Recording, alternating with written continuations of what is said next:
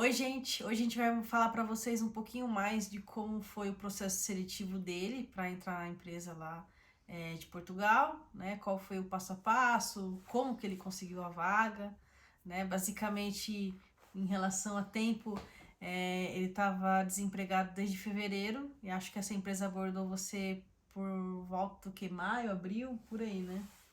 Bom, então vou contar um pouquinho de como foi a minha experiência para essa oportunidade. Antes de tudo, eu já havia feito alguns processos seletivos para outras empresas de Portugal também, para outros países como Tallinn, né, na Estônia, Estados Unidos, enfim, eu sempre fui tentando, mesmo aqui no Brasil, eu sempre fui me expondo assim para ver como que era o processo seletivo nesses outros países, né, porque geralmente o processo ele é remoto, então você consegue fazer dessa forma. Mas eu estava nessa época que era mais ou menos fevereiro, eu estava desempregado, a empresa que eu estava atuando, eles sofreram um corte de bastante pessoas lá, e daí eu estava mandando vários currículos para empresas do Brasil, de fora também, estava tentando para ver o que acontecia, né? E até chegar nessa oportunidade que eu tô agora. Mas como que eu fiz então para ser abordado, para conseguir uma entrevista inicial, né? E de fato começar o processo.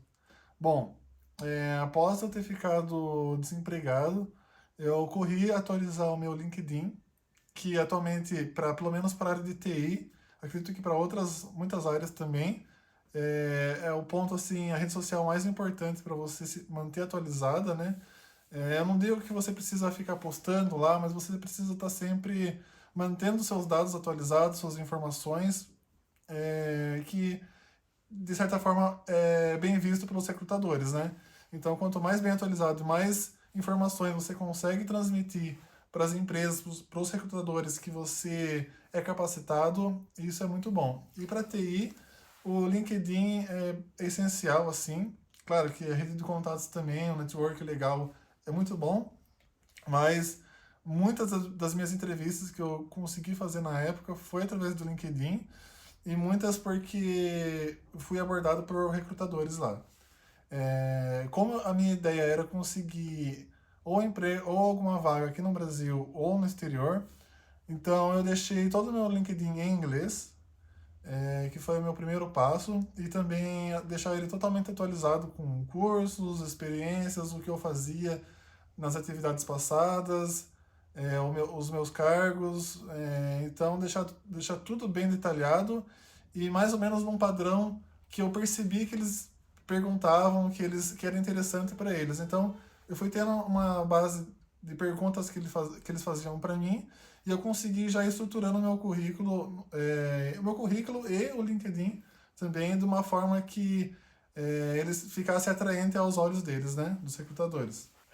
Então, o primeiro passo foi deixar em inglês e o segundo foi me aplicar em algumas vagas e cadastro em vários sites de busca de emprego e foram vários e vários e vários nãos que eu recebi. Não foi fácil, foi uma época bem difícil, mas eu fui abordado por essa consultoria, né, de Portugal, e eu fiquei assim curioso para saber como que seria e eu dei o primeiro passo de fazer um aceite e marcar a entrevista, né? Então, o primeiro passo aí dessa oportunidade foi a entrevista com a recrutadora e ali mesmo a gente já teve um papo em português, mas também em inglês. Então, já foi uma validação ali para fazer o de inglês, e isso vale ressaltar que acho que o inglês ele é essencial, assim, eu posso dizer por TI, mas acredito que para outras áreas também. Então, se você visa abranger mais mercados, mais países na sua área, então acho que o inglês é essencial. Então, foi o meu caso que me ajudou muito a conseguir passar por essa primeira fase, tá? Então, o inglês, gente, é super importante. O meu inglês ele não é perfeito, não C1, C2, nada disso. Assim, eu consigo me comunicar, consigo entender, falar, passar minhas ideias.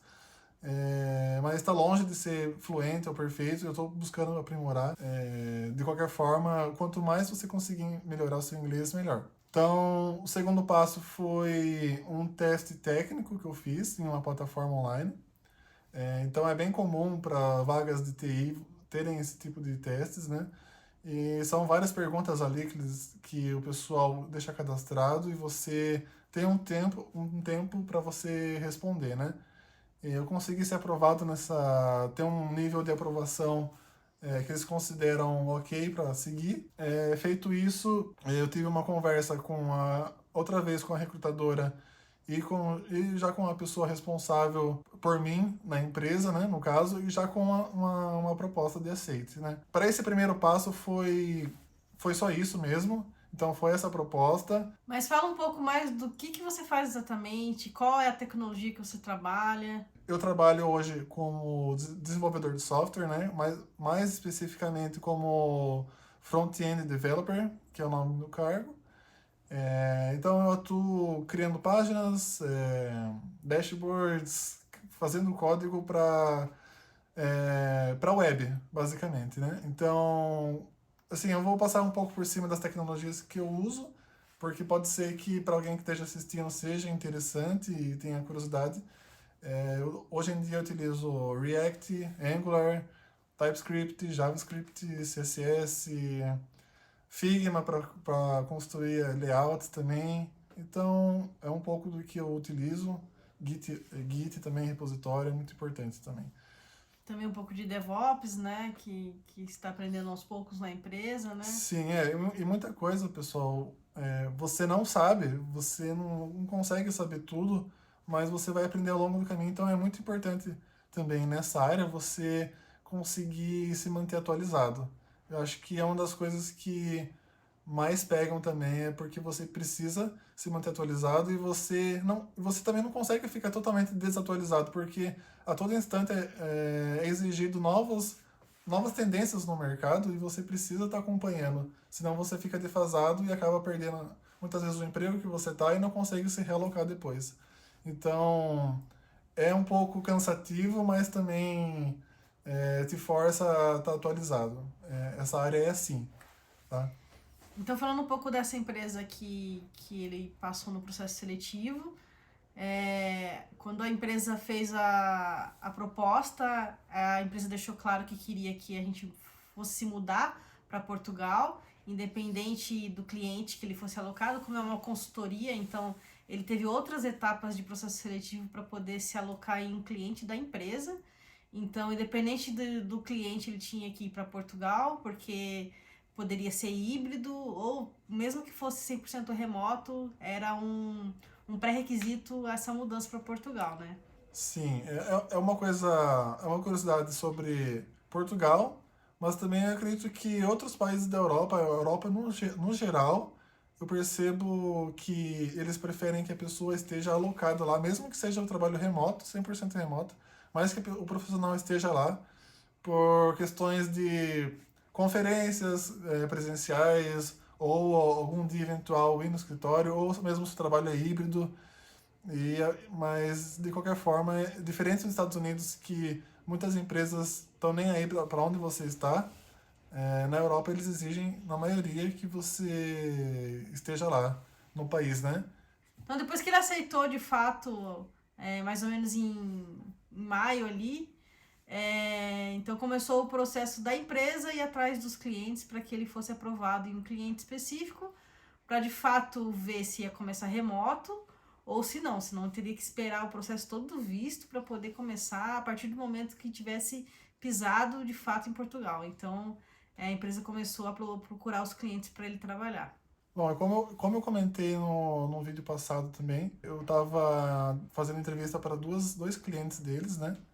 E ao mesmo tempo. E, bom, o qual desse certo também eu ia estar bem feliz. Mas um deles era para uma tecnologia que eu não dominava tanto e a outra era para uma que eu já estava mais habituado. E acabou que deu certo de eu conseguir nessa que eu estava mais habituado também. E, para ser sincero, era que eu estava mais querendo que desse certo, né? E também tem essa oportunidade de começar remoto, então ele já começou a trabalhar remoto desde junho aí. Então, é uma empresa que trabalha, na verdade, tem a sede lá em Portugal, mas ele vai de forma híbrida, uma vez por semana só. Então, é um cliente bastante flexível, tem outras pessoas trabalhando com ele de outros países, né? Sim, tem pessoas ali basicamente de algumas partes da Europa.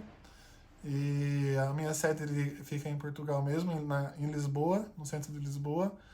E esse é um dos motivos também da nossa busca por casas também ser mais ou menos nessa região, que a gente vai comentar em um próximo vídeo. Mas é isso, essa é a minha experiência trabalhando de como conseguir a minha vaga na área de TI em Portugal. Eu espero que ajude vocês, ou, mesmo você que não é da área, mas que se identifica de alguma forma a buscar uma vaga, a aprimorar o seu currículo, o seu LinkedIn também, para poder alcançar uma vaga na sua área em Portugal.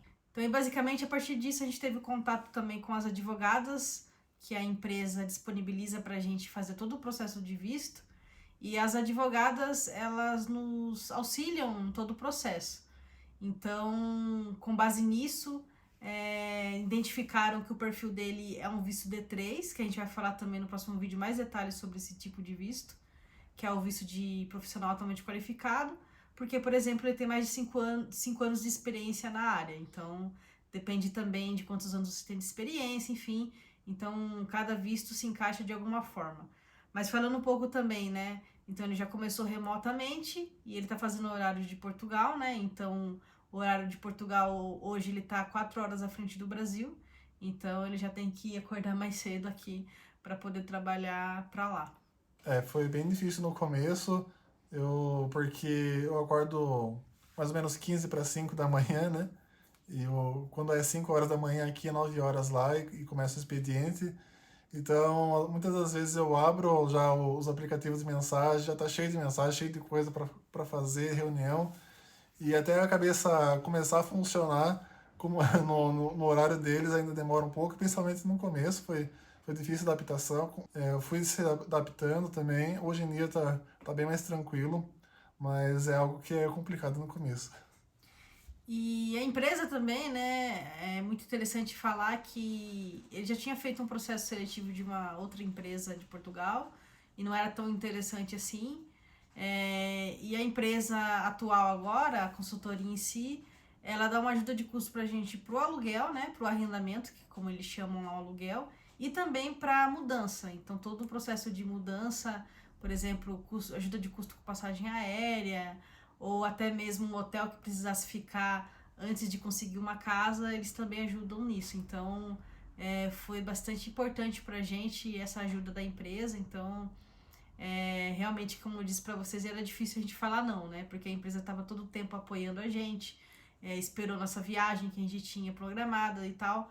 Então, nosso processo mesmo só foi começado visto agora no começo de agosto, né? Que a gente mandou a documentação. Acho que vale ressaltar também para o pessoal não ter má interpretação, é que a empresa ela ajuda apenas ali no primeiro mês, tá? Não é uma ajuda Sim. vitalícia e é um pack para você de realocação mesmo, né? Então ali é só para você dar o pontapé inicial ali em Portugal com um pouquinho mais de tranquilidade, né? Vamos dizer assim.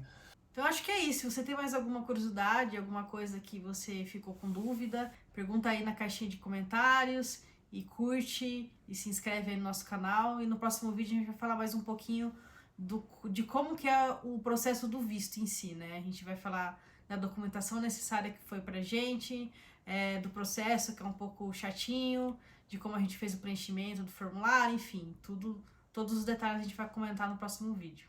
Isso. Muito obrigado se você acompanhou a gente até aqui e a gente se vê no próximo vídeo. Valeu, gente. Até! Até logo. Tchau, tchau.